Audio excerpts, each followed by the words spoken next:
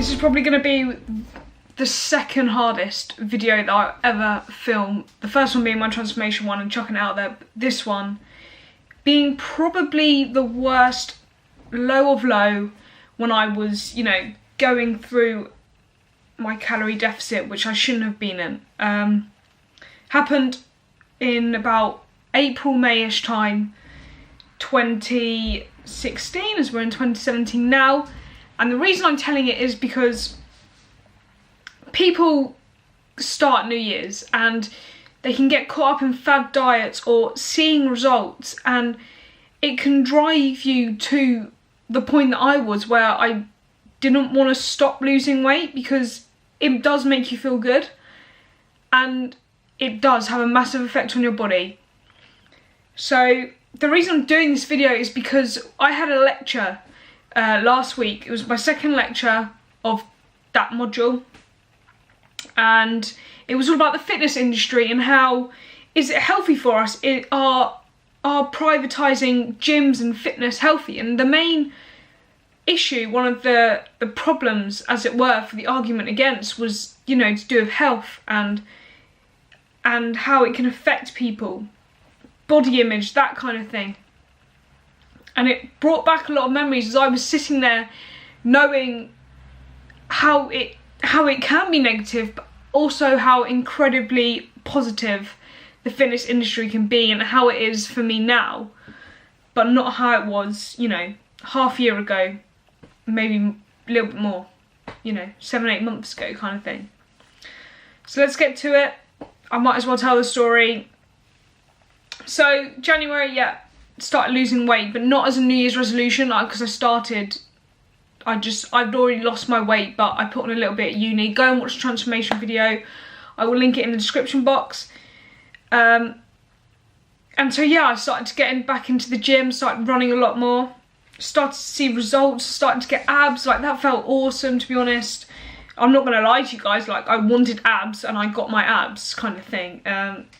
You know, but it was at that point where I didn't need to lose any more weight. So I was looking good. I had abs. You know, in my eyes, I was like, yeah, I was fine. But something inside my head just didn't want to stop. It didn't want to stop there. Didn't want to maintain. Didn't want to then go on a bulk. Just didn't want to stop. I wanted to keep increasing, you know, everything. And I didn't know how much I was eating. I didn't know I was under eating. Well, I kind of did know, like, in the back of my head, but I wasn't tracking. So in about April, so we just had Easter holidays and I just had a body analysis done and I was at 6% body fat. Probably not the best for a girl, being at 6%. I would say that is pretty low. Some boys, you know, even struggle getting down there. But I still had a lot of muscle mass for my size, kind of thing. The ratio was still, like, you know, I wasn't low on muscle mass. I was muscle, I still had it there. But, you know, 6%, not exactly great. And I remember after that, I just went to the gym. Like, the body scanner was in the gym. And I went into the gym and I was like, okay, I'll just do a 45-minute session because, you know, we can let off a little bit. Yeah, no, that didn't happen. It didn't happen. That day was the first day that I tracked my calories, actually. 1,444. I wasn't tracking macros then, it was just calories. And I remember that first day that I tracked. It was exactly, let me have a look. Let me see what streak I'm on. It was, wait, I don't know if it tells me. Don't know if it tells me. How many days? 303 days ago. So, oh yeah, March the 24th, I actually remember the day. I think, because it was like the day after, anyways. 303 days ago was the first day I tracked. And I carried on tracking and I tracked through Easter, and then I started to dabble in if it fits your macros, but not like massively. And slowly I put up the calories, kind of thing. So I went through April, Easter. And yeah, you know, it was Easter. I didn't want to go back to uni. I didn't feel like I wanted to. And around came April. Had spent like a week at uni. Then I had my 10k. I did a 10k race. And you know what, I flew. I think I did it in, I can't really remember, but it was like 40 or 42, like in that range. I did it in that many minutes, and you know, like that for me was pretty fast, but I wasn't carrying any body weight. I think at that point I must have been around 41 kilos, 40 kilos kind of thing, which, you know, is ridiculous. And yeah, so I did that race, but before the race, before my 10k, I went to the gym. Like, who does that? Who goes for an hour gym session before they're gonna do a 10k? Silly, silly, silly, but I didn't care because Sunday was my gym day, so I didn't want to take a day off. I definitely wouldn't do that now. I'd be like, 6 miles is more than enough, thanks. That's good for me today, kind of thing. And so I did that, and then the weekend after is where shit went down. It must have been, you know, 13th, 14th of May, something like that, maybe, like, yeah. And just started getting into my exams, actually. I think I had one the week after, and then I went home for a while. But anyways, that day, it was warm. It was really warm. I'd been to the gym. I'd just been to the gym, but it was kind of my more circuit-based sessions where I would skip for like 40 minutes doing weights, and then I would hit weights after, actually. I remember I got back and I had my breakfast, my probably 300 calorie breakfast, which I can't even imagine now. You know, that, and then I went back to like my room, probably watched some telly. Okay, no, we sat down for too long. We need to leave, we need to go for a walk. We're going to Morrison's. So on I went, and I got to about 5 minutes away from Morrison's, and my world started to change. I felt like I couldn't move. I was shaking. I was stuck. I was so still, and I was tensing, and I couldn't go anywhere. I couldn't do anything. And I said to myself, just get to Morrison's, like, get to Morrison's, you have to get to Morrison's, like, if something bad happens, you have to get to Morrison's. So I got into Morrison's, and I stood in there, and I stood inside, and I froze. And I remember just looking around the store, just about made it in the front door, and I just froze, and I stared for ages. So I was like, right, okay, just get some fresh air, go and sit down. Call my mum. I was like, I'm having an absolute mare. Like, I feel like I'm going to faint. I do not know what's going on.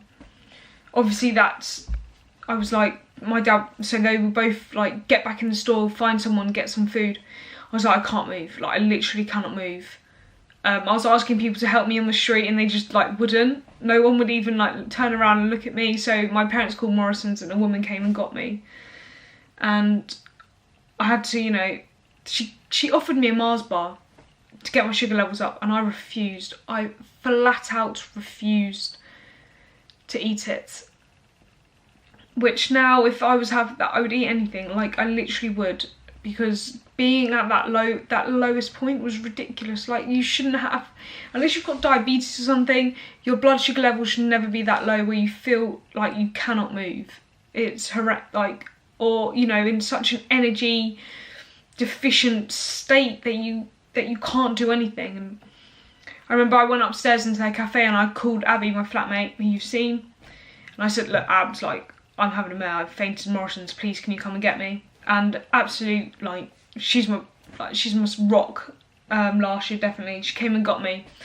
And I remember her sitting across the table, and she was like, I think you need to go and see the doctors, but Abby's not like the type of person just to be like, look, sort your life out.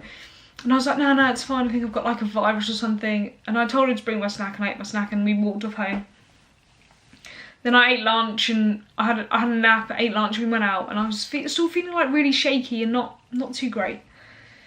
And I you know, I went on with my days, and it got to the point where was at home. And like the second where I really did realise, like, what are you doing, was I went to the gym one morning. The day after, I did a 13-mile run.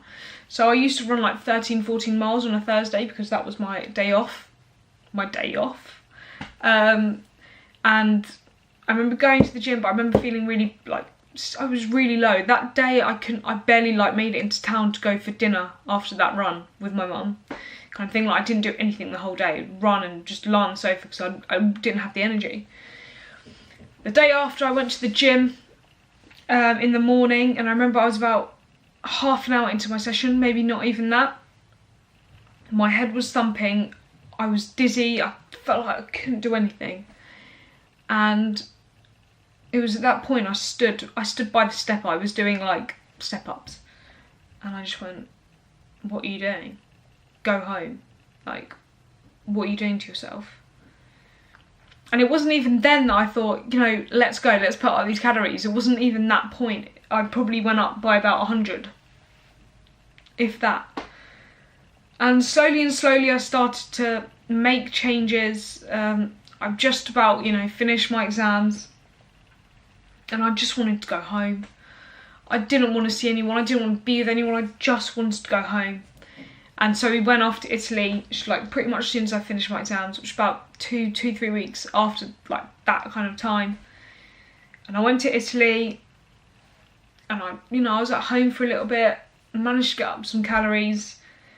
Then about a month after Italy, it was my PT course, and that was when, you know, I knew that I was at my good point. And there are days now where I have bad times, and I just say to myself, look, there's obviously something going on, so you need to eat more. And even though I might be out of my macros, which I have set, do not care. If I'm feeling like shit, then I do something about it, because it would be unfair to myself. It would be unfair to the people that I have changed for, that I'm doing this for now, including myself, including my family, including my friends. It'd be unfair if I didn't. And I don't want anyone else to fall into that trap coming into the new year and thinking about dieting and weight loss, because your life is more important, the balance is more important than having abs. I have pretty much lost my abs in this bulk, but do I care? No. Like, yeah, sometimes I see them in the morning, sometimes I don't. Who cares? I'm feeling good, I can go out, I can play tennis, I can go for runs, I can go to the gym without worrying about anything else. And that is how life should be lived. You know, my friends should be able to see my smile on my face, and yeah, I might go to bed early, but I like to be in the gym early, kind of thing. But that's not me being antisocial, that is me wanting some sleep, if I'm honest. So yeah, that's kind of the worst time that I went through. Not many people know that story, not many people know that, you know, I was sat in Morrison's. Like, I'm pretty sure I should still be sitting there, and if Abby hadn't come and got me, I probably would still be in Morrison's, if I'm honest. But yeah, guys, seriously, if you're planning on dieting, stop when you know that you don't need to go any further. And I know that stopping is probably quite hard in itself, but listen to people. If people are telling you that you look skinny, like I was being told, you look really small, you look really skinny, like, and I know I still do now, but I'm quite a small person, but I know for a fact that I am not doing what I was doing before, kind of thing. Listen to people, listen to your friends, listen to advice. And I know for the start you'll be blocking out because you'll be like, no, you're wrong, because that's what I did. I was like, no, don't need to listen to you, you're not a fitness professional, neither am I, neither was I, but I thought I knew it all. So yeah, listen to people, enjoy your life, listen to yourself, and I hope that this video kind of gave you a bit of a background into why I'm doing what I'm doing now. Not many people do know that story, so it's quite a weird one to tell. So yeah, but if you like this video, please give it a thumbs up. If you want to see more of me, give it a subscribe, and I hope to see you in the next one.